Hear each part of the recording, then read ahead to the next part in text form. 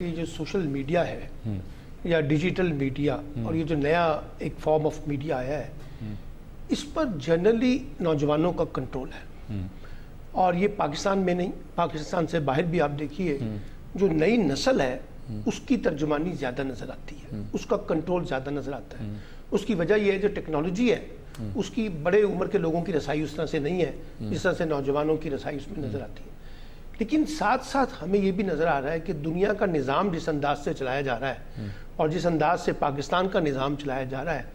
اس کے اوپر ایک ایگریشن بہت ہے، انگزائٹی بہت ہے، انسرٹنٹی بہت ہے، ریزرویشنز بہت ہے۔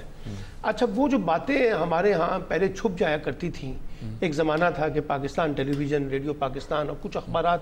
پھر اس کے بعد پرائیویٹائزیشن آف میڈیا آئی تو میڈیا کے اندر ایک کنٹرول ہوتا تھا کون سی چیز دکھانی ہے کون سی چیز نہیں دکھانی ہے۔ اب جب ڈیجیٹل میڈیا آیا تو اس میں یہ پابندی ختم ہو گئی، تو ہر طرح کی آوازیں جو ہے نا وہ آنی شروع ہو گئی، اچھی بھی اور بری بھی، اور اس میں تہذیب بھی تھی، اس میں تمدن بھی تھا، اور اس میں ذرا تھوڑا سا نیگیٹیوٹی بھی بہت زیادہ آ جاتی ہے۔ اس میں تنقید کا پہلو بھی ہے لیکن تضحیق کا پہلو نمایاں نظر آتا ہے، اور لگتا یہ ہے کہ جیسے ہماری نوجوان نسل جو ہے وہ ایگریشن میں ایک ریڈ لائن کو کراس کر رہی ہے۔